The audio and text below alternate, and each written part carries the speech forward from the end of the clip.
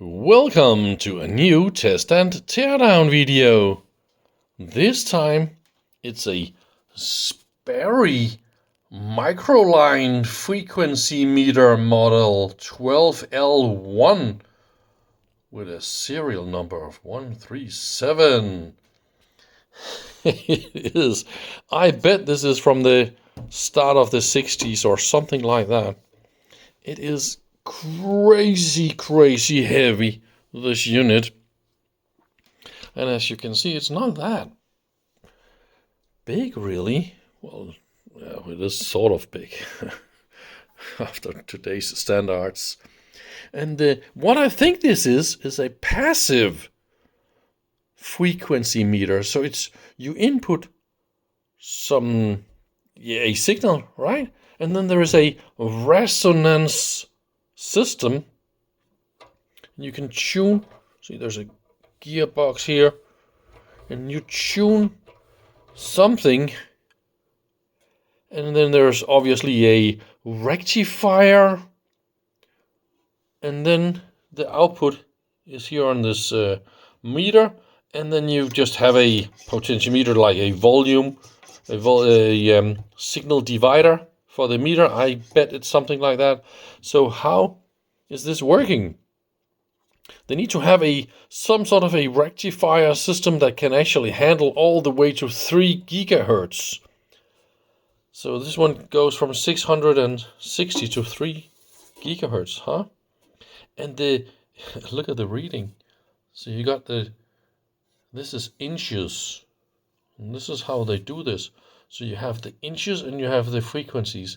And then there's this calibration table that is specially individually for my unit. So I can look up, see, the scale is reading this many inches, and then it is this and this frequency. Isn't it just fascinating? And if you need to measure a frequency that is in between, they say you need to interpolate. See, linear interpolate. Yeah, here you go. And then it is also so that is the inches. This is the negative correction, inches positive. So this is a correction chart that tells us the relative error. Oh, look at that. For this particular serial number. Oh, I love it. And where's the date? I can't find a lot of information about this one. It's like this is the only one that exists. The internet don't know this unit. So that is also a little bit interesting, isn't it? Oh, we got some patent numbers. So here you could probably look up some more. I think we should just open and see what is in here. Oh yes, see, you can connect the readout to either the frequency system or a detector. And then you can use the detector just to detect the level of something, right? So is there enough? Oh yes, there is something. Oh, that is fine, fantastic. Then we move it to the frequency meter, and then you know you have the right level, and then you can go and find the peak. Oh yeah, you need to dial this 1,000,000 times. Beautiful little gearbox.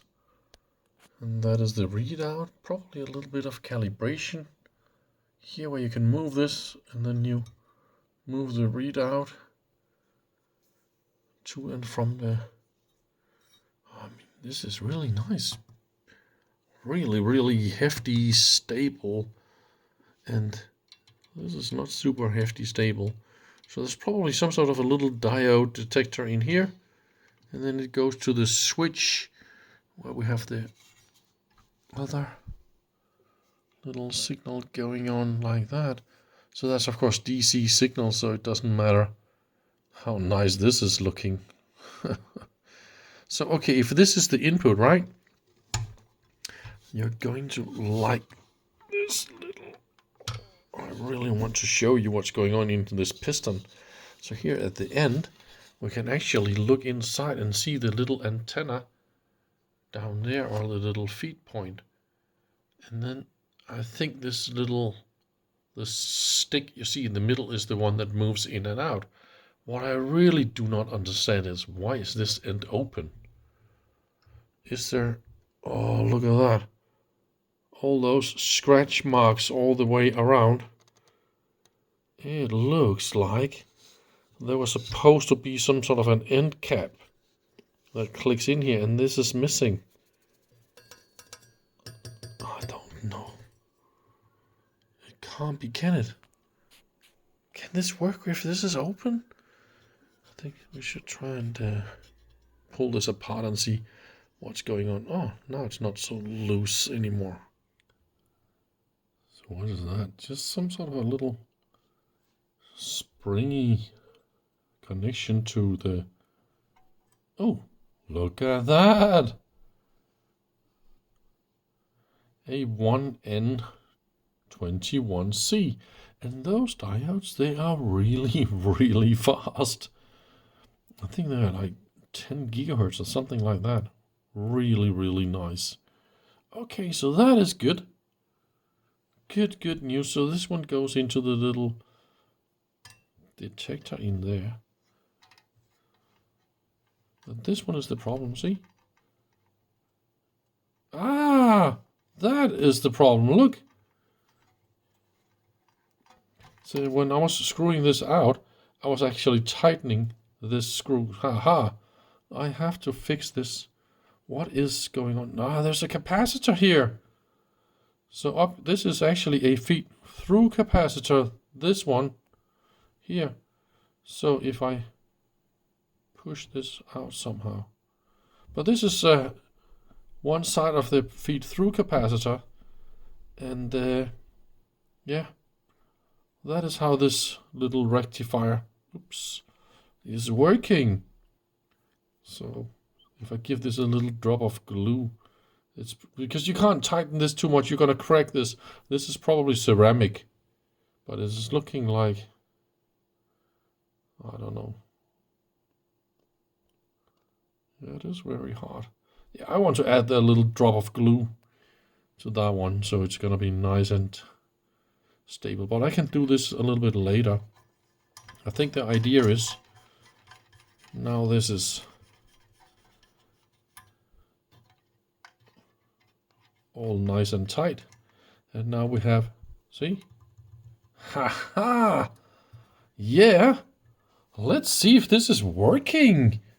I mean, there's not a lot of stuff here that can break, otherwise I have more of those diodes, so it's not a big problem. But then the whole calibration and all that is going to be lost completely. Just cannot believe it. How this feed point is just this little antenna down there. How can this even be in any kind of resonance or anything? I mean, it's just absolutely weird. Yeah, but let's go and get a little signal generator. So would you believe it? Here's what I did. I think we're looking a little bit from the side, but if I go in the middle, so this is what you want to look at, this red stripe here, okay? And you can see I put in 1 gigahertz. It's not super sensitive, so I got 15 dBm, so that's quite a lot of power. And here is my sensitivity.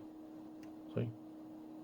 It's a little bit too much, so we need to be in the green area, so I just put it in the middle. So here's what I do. Dial this one really, really careful. See, look at the meter. There's a very, very high Q going on here, so it's really the last. So, ooh, look at that. It's just a tiny little fine touch.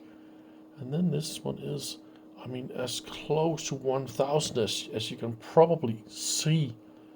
I am a little bit impressed, to be honest. Let's try something else. let's go for frequency 2 giga. And now there's of course no signal.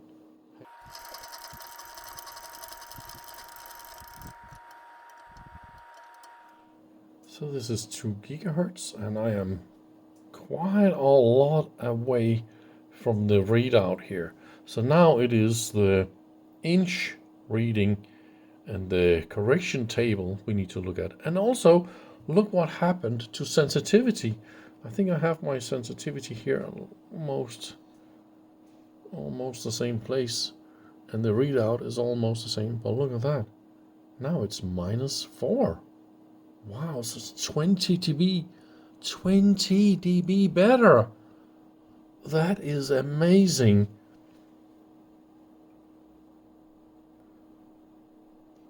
See? It is really, the high Q is, I mean, amazing. So I'll try and look this up and see if this is correct. So let's look a little bit here what we can see. So it's 4.1, 2, 3, 5, and a little bit more than 5. So maybe 6 something. I don't know, a little bit more than that, right? So let's look at the... Oh, look at that. 4.3, not 7, not 5, but here in between. Wow. So that is the calibration table that actually works, and not the top readout here. This is just the general, so sort of where are you, but it's definitely the inch scale you use here, and then you have it. I'm actually very impressed, to be honest.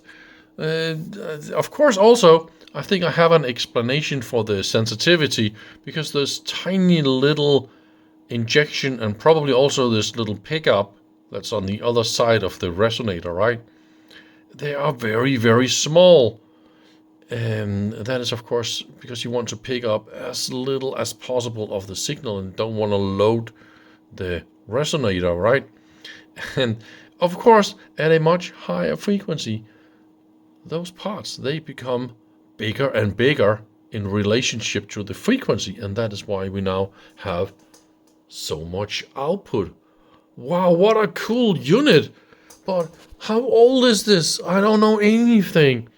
And the internet knows zero about this fantastic unit. So if you happen to know where I can find some information, if there is any more information, can you send some links? Oh no, you can't send links. But can you contact me? Can you comment? Can you do something, please? I would love to know more about this unit. And that is more or less all I wanted to show. So thank you very much for watching. See you around. Bye bye.